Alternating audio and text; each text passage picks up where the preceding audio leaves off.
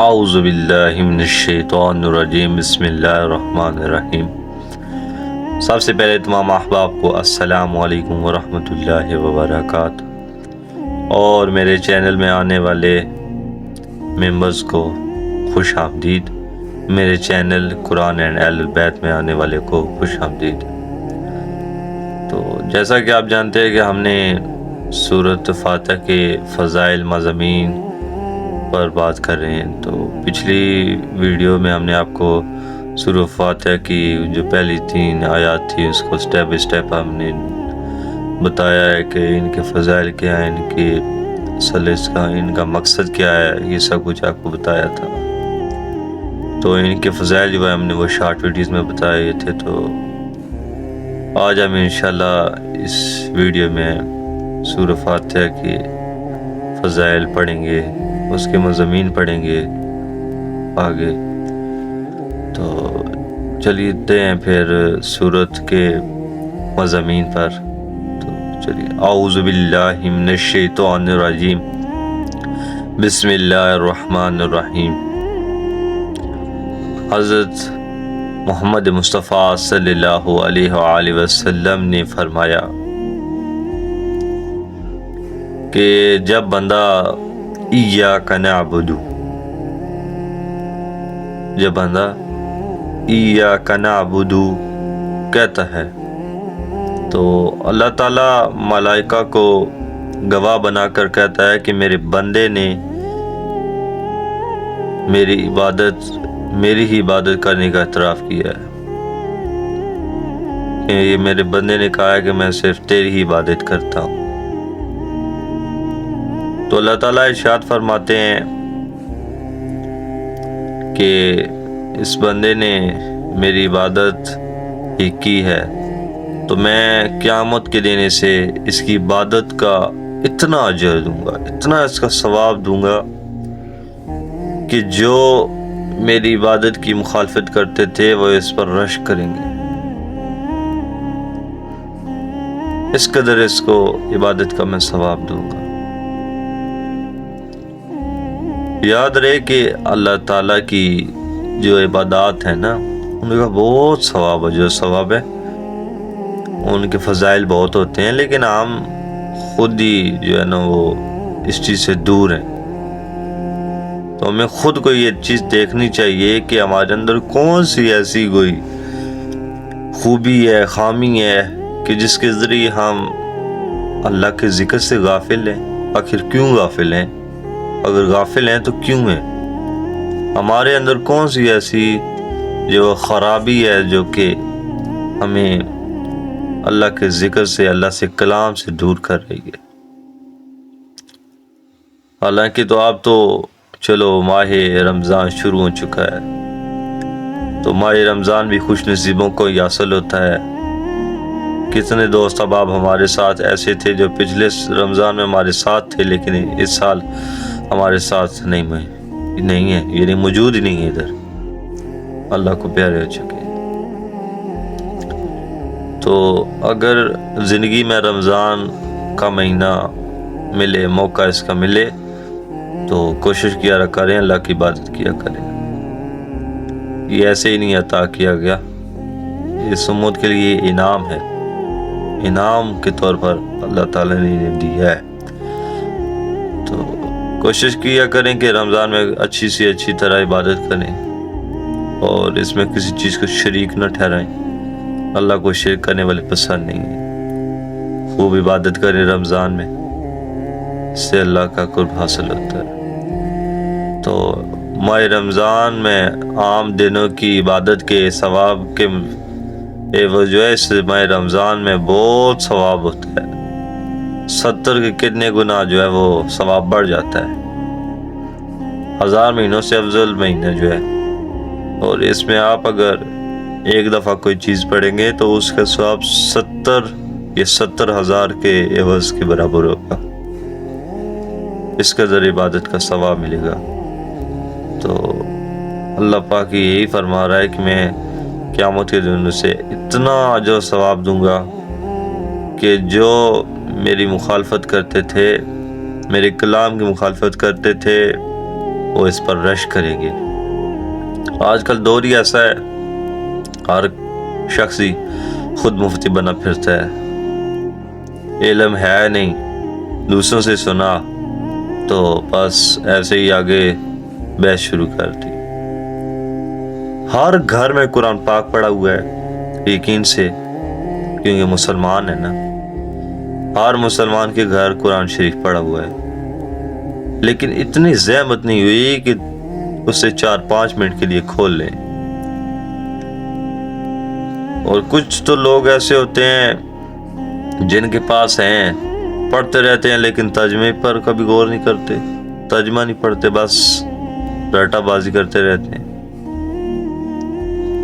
دیکھیے یہ رمضان کا مہینہ ہے، رمضان میں یاد رہے کہ پورا قرآن آپ ختم کر لینے سے بہتر ہے کہ آپ 7-8 آیات رکوع کو ترجمے کے ساتھ سمجھ لے، اس کے مضمون کو سمجھ لے، ان کے آنے کا مقصد کیا ہے وہ سمجھ لے۔ وہ پورے رمضان میں قرآن ختم کرنے سے یہ چیز بہتر ہے۔ پورا قرآن ختم کرنے سے ایک رکوع کا ترجمہ تفسیر یاد کر لینا، یہ جو ہے افضل ہے۔ ہر گھر میں قرآن پڑا ہوا ہے، ہر مسئلہ قرآن شریف میں، شفا بھی قرآن مجید ہی ہے، اللہ پاک شفا بھی قرآن مجید کے ذریعے دیتا ہے۔ اور بھی کوئی مسئلہ شرعی ہو تو قرآن ہی ہمیں بتاتا ہے، نماز کا حکم بھی ہمیں قرآن پاک ہی بتاتا ہے۔ ہر گھر قرآن پڑا ہوا ہے، لیکن موبائل سے وہ باہر نہیں نکلتے، ان کے پاس ٹائم نہیں ہوتا۔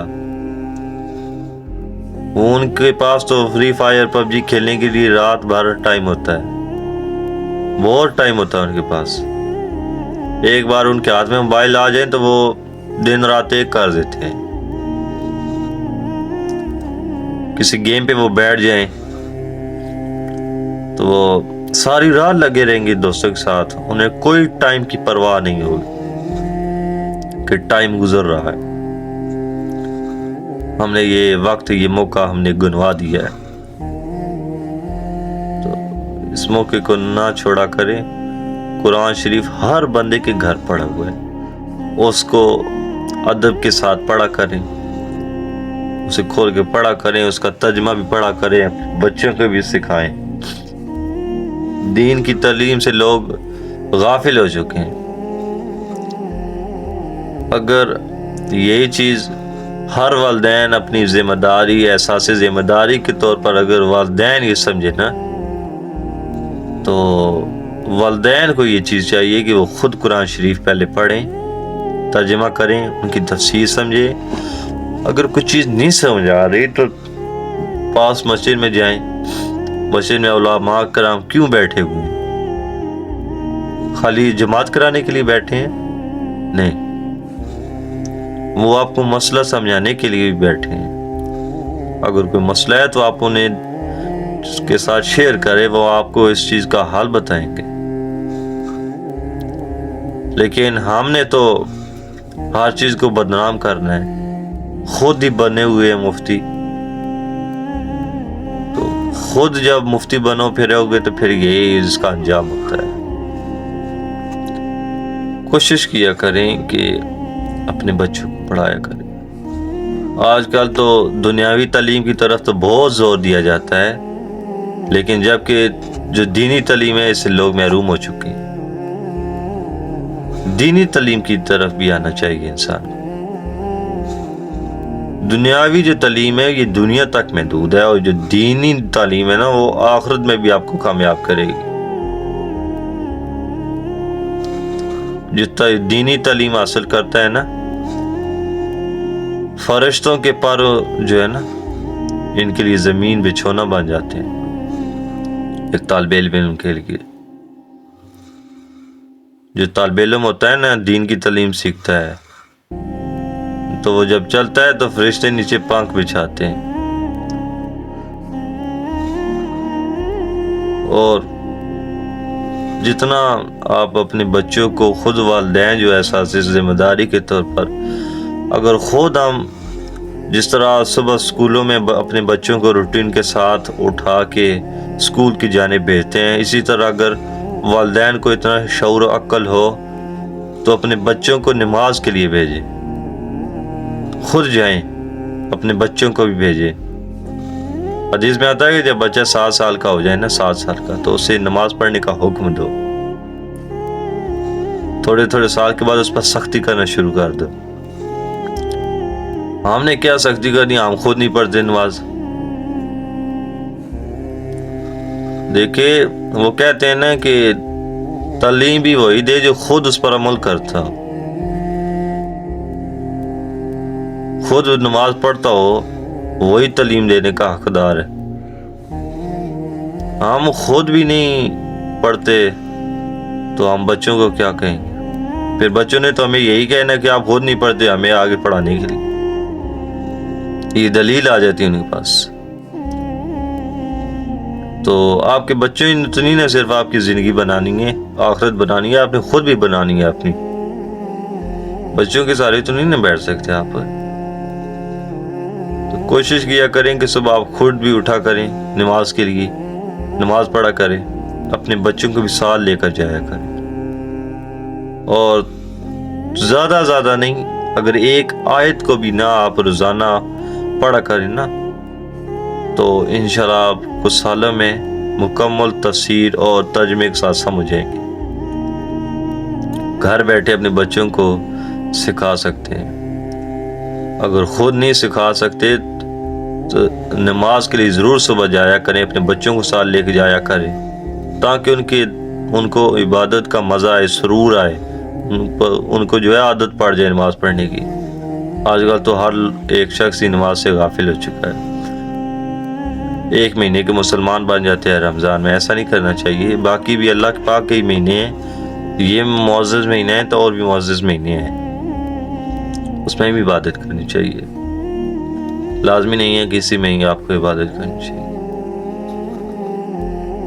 تو جب بندہ جو ہے نا، جب بندہ کہتا ہے اہدنا الصراط المستقیم، ہم نے پیچھے پہلے پڑھا ہے ایاک نعبد، تو اس کے بعد جب بندہ کہتا ہے کہ اہدنا الصراط المستقیم، بندہ کہتا ہے اہدنا الصراط المستقیم، اور جب بندہ کہتا ہے ایاک نعبد و ایاک نستعین،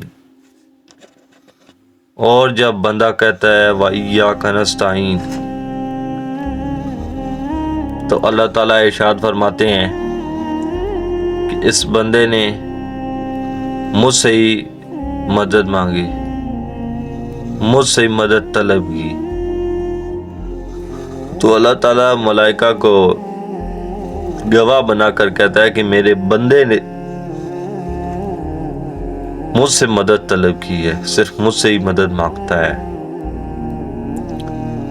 تو میں اس کے شدائد کی وقت فریاد رسی کروں گا۔ شدائد ہوتا ہے کوئی دکھ، تکلیف، پریشانی کے وقت، جب انسان بیمار ہوتا ہے نا، تو اس کی فریاد رسی کے لیے جو ہے وہ فریاد رسی کریں گے۔ جیسے کہ ہم لوگ جب کوئی شخص بیمار ہوتا ہے تو عیادت کے لیے جاتے ہیں، اس کے لیے دعا کرتے ہیں، استغفار کرتے ہیں۔ تو اللہ تعالیٰ بھی کہتے ہیں کہ جب میرا کوئی بندہ بیمار ہوتا ہے تو مجھ سے ہی مدد طلب کرتا ہے، میں اس کی فریاد رسی کروں گا اور اسے دنیاوی مشکلات سے دور کر دوں گا، اس کی مشکلات مالی ختم ہو جائیں گی، اس سے شفا دوں گا۔ اور جب بندہ کہتا ہے اہدنا الصراط المستقیم، تو اللہ تعالیٰ ارشاد فرماتے ہیں کہ میرے بندے نے مجھ سے سوال کیا کہ مجھے ہدایت کا سیدھا راستہ دکھا، تو میں اس کو عطا کروں گا، میں اسے بے خوف کر دوں گا، جس سے وہ خوف کھاتا ہے میں اسے امن کر دوں گا۔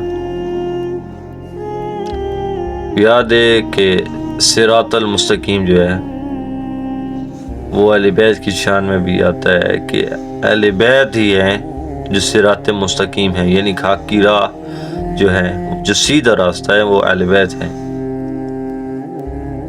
تو اہل بیت سے ہی ہمیں تعلیم بھی حاصل کرنی چاہیے، کیونکہ یہی سیدھا راستہ ہے۔ کہ حضور اکرم صلی اللہ علیہ وآلہ وسلم سے روایت بھی ہے، حدیث سے نقل ہے کہ ان سے ایک شخص تھا، انہوں نے پوچھا کہ یا رسول اللہ ہمیں یہ بتائیے کہ سیدھا راستہ یعنی کہ صراط مستقیم کون ہے؟ میرے خیال سے کوئی خلیفہ اول تھے، انہوں نے پوچھا تھا کہ صراط مستقیم کون ہے؟ تو ان کے پہلے سوال پر حضور اکرم صلی اللہ علیہ وسلم نے جواب نہیں دیا۔ پھر انہوں نے سوال کیا کہ ہمیں یہ بتائیے کہ صراط مستقیم کون ہے؟ پھر حضور اکرم صلی اللہ علیہ وسلم خاموش رہے۔ پھر سوال کیا کہ یا رسول اللہ آپ نے ہمیں جواب نہیں دیا کہ صراط مستقیم کون ہے۔ اتنی دیر میں دروازہ کھلا، دروازے کے اندر ایک شخص داخل ہوا۔ حضور اکرم صلی اللہ علیہ وآلہ وسلم ہاتھ کی انگلی سے اشارہ کر کے کہتے ہیں کہ وہ ہے صراط مستقیم۔ اب آپ کو حیرانگی ہوگی کہ انہوں نے یہ نہیں بتایا کہ وہ شخص کون تھا۔ وہ شخص تھے امیر المومنین، امام المتقین، حضرت علی ابن ابی طالب علیہ الصلوۃ والسلام، وہی ہیں صراط مستقیم۔